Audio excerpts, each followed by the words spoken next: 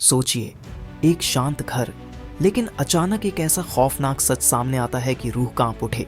क्या कोई सैनिक अपनी पत्नी को मारकर उसके शव को टुकड़ों में काट सकता है, और वो भी प्रेशर कुकर में उबालकर सबूत मिटाने की कोशिश कर सकता है? ये सिर्फ एक कहानी नहीं है, ये है हैदराबाद का वो सच जिसने पूरे देश को हिलाकर रख दिया। यह कहानी है एक पूर्व सैनिक की, जिसका नाम है गुरुमूर्ति, और उसकी पत्नी पी वेंकट माधवी की।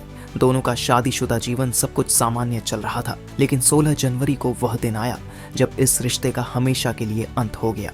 तो चलिए 3D एनिमेशन से स्टेप बाय स्टेप देखते हैं कि आखिर 16 जनवरी की रात हुआ क्या था, जिससे एक आर्मी ने अपनी ही पत्नी की हत्या कर दी, और पुलिस को कैसे छकमा देता रहा, उसके साथ घूमता रहा एक अनजान की तरह। पुलिस ने इसे कैसे पकड़ा, आइए देखते हैं। 16 जनवरी यह आखिरी दिन था जब माधवी ने अपनी माँ के फोन पर बात की।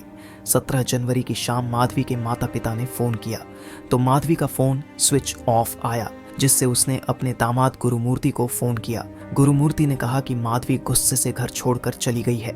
माता पिता को लगा कि छोटी मोटी कुछ बात हुई होगी, वो घर आ जाएगी। फिर 18 जनवरी की शाम फिर से घर वाले माधवी को फोन करता है। माधवी की मोबाइल स्विच ऑफ, कोई बातचीत नहीं। अब माधवी के माँ बाप को फिक्र होने लगा और दोनों अपनी बेटी के घर हैदराबाद के मिरपिट के लिए निकल जाते हैं। दामाद गुरुमूर्ति घर में अकेला था, क्योंकि उसका दोनों बच्चा अपने खाला के घर गई थी। माधवी के माँ बाप घर आते हैं, पूछते हैं क्या हुआ था। इसके बाद गुरुमूर्ति बताता है कि पोंगल के दिन 16 जनवरी को माधवी मायके जाना चाहती थी। मैंने उसे कहा कि इस बार मत जाओ, मेरा ड्यूटी भी है, दिक्कत हो जाएगी। माधवी इस बात पर गुस्सा हो गई और वह घर से कहीं चली गई। उसकी माँ बाप ने कहा कि जब 2 दिन बीत चुकी है और अभी तक माधवी का कोई पता नहीं चला है, चलो पुलिस थाने में रिपोर्ट लिखवाते हैं। गुरुमूर्ति ने भी कहा, हाँ मुझे अब फिक्र होने लगी है, चल की रिपोर्ट लिखवाते हैं। माधवी के पति और उसके माता पिता ये तीनों मिरपिट के लोकल पुलिस स्टेशन में जाते हैं और पूरी रिपोर्ट लिखवाते हैं। पुलिस रिपोर्ट लिखती है, पूछताछ करती है और अपना इन्वेस्टिगेशन शुरू कर देता है। 16 जनवरी को माधवी गायब हुई, 18 को रिपोर्ट लिखी गई, 19, 20, 21 और अब 22 जनवरी आ गई है। माधवी का कोई पता नहीं चला। 6 दिन बीत चुके थे। अब पुलिस इस केस को सीरियस लेता है। अब तक की इन्वेस्टिगेशन में जो भी कुछ जानकारी मिली थी, सभी जानकारी को इकट्ठा किया और 22 जनवरी को गुरुमूर्ति से फिर से पूछताछ करना शुरू कर दिया। और पुलिस का एक दूसरा टीम गुरुमूर्ति के घर के आसपास की सीसीटीवी चेक करना शुरू किया। सीसीटीवी में देखा कि 16 जनवरी के दिन माधवी अपने घर से निकली और फिर कुछ देर बाद घर में चली गई, लेकिन उसके बाद से माधवी उस घर से कभी बाहर आई ही नहीं। पुलिस ने जब यह देखा तो पुलिस हैरान हो गई। इसके बाद से पुलिस का सारा शक गुरुमूर्ति पर जाने लगा। इसकी बीवी घर से 16 जनवरी को जाए और 18 जनवरी को रिपोर्ट लिखवाई, वो भी तब जब माधवी की माता पिता आए। इससे पुलिस का शक गुरुमूर्ति पर और बढ़ गया और उन्होंने गुरुमूर्ति को फिर से पूछताछ के लिए पुलिस स्टेशन बुलाया और पूछा, अच्छा बताओ आखिर 16 जनवरी के दिन क्या हुआ था? तो उसने कहा, 16 तारीख को मैं घर आया तो शाम को वही माधवी की मायके जाने की बहस हुई। मैंने उससे मना किया तो वह गुस्से से घर छोड़कर चली गई। पुलिस ने गुरुमूर्ति से कई सारे सवाल घुमा फिरा कर पूछना शुरू किया तो पुलिस को पता चला कि पहले दिन का जवाब अलग, दूसरा दिन का अलग और तीसरे दिन का भी जवाब अलग। इसके बाद पुलिस जब अपनी अंदाजे से शक्ति से पूछताछ करने लगा। गुरुमूर्ति जो एक पूर्व इंडियन आर्मी थे, अभी DRDO में सिक्योरिटी गार्ड के रूप में काम करता है। शक्ति से पूछताछ करने पर गुरुमूर्ति ने जुर्म कबूल कर लिया। उन्होंने कहा कि सच्चाई जानने के लिए आपको मेरे घर चलना पड़ेगा। पुलिस का एक टीम गुरुमूर्ति को लेकर मिरपीट के उसके घर में जाते हैं।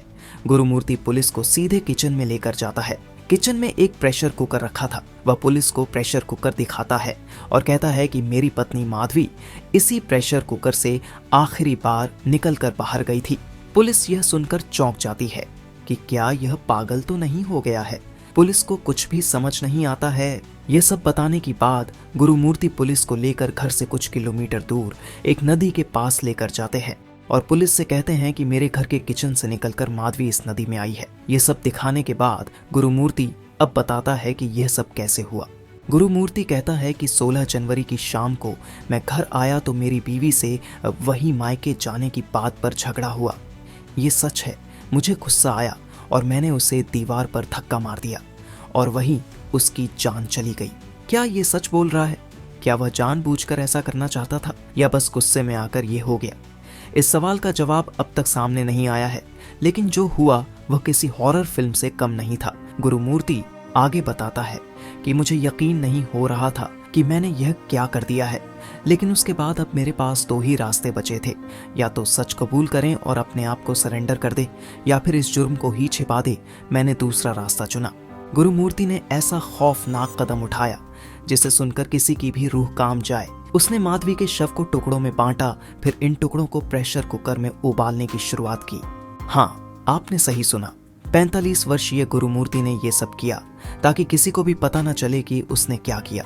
उसने इन टुकड़ों को 5 से 6 घंटे तक उबाला और हड्डियां को पीसकर मिट्टी में मिला दिया। ये सारा काम करने के बाद अवशेषों को बैग में डालकर रात के समय घर से कुछ किलोमीटर दूर एक झील में फेंकता है, वही झील जिसे हमने अभी पहले वीडियो में देखा था। 16, 17 और 18 जनवरी तक उसने यह सारा काम कर दिया। 18 जनवरी की शाम माधवी का माता पिता आया।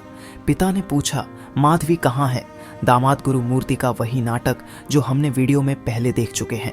पुलिस ने जांच शुरू की तो गुरुमूर्ति ने यह सब कबूल कर लिया, लेकिन यहाँ एक बड़ा सवाल है। पुलिस के पास इस हत्या के बारे में बहुत सारी जानकारी है, लेकिन अभी तक कोई शव बरामद नहीं हुआ। क्या यह एक पूर्व नियोजित अपराध था या बस एक लम्हे की गुस्सा? जांचकर्ता अब भी इस रहस्य को सुलझाने की कोशिश कर रहे हैं। गुरुमूर्ति और माधवी के बीच अक्सर छोटी मोटी लड़ाइयां होती थीं, लेकिन 16 जनवरी की वह शाम बहस इतनी बड़ी कि गुरुमूर्ति ने अपने परिवार को खो दिया। लेकिन क्या यह सिर्फ छोटी सी लड़ाई था या यह एक योजना थी जो पहले से बनाई गई थी? अब यह सवाल सबके मन में है। यह कहानी अब तक का सबसे बड़ा सवाल बन चुकी है। क्या यह गुस्सा था या साजिश? क्या आपको लगता है कि गुरुमूर्ति को सजा मिलनी चाहिए या वह कुछ और छिपा रहा है? हमें कमेंट्स में बताएं। और अगर आप चाहते हैं कि हम इस मामले की और गहराई से जांच करें तो वीडियो को लाइक और चैनल को सब्सक्राइब जरूर करें।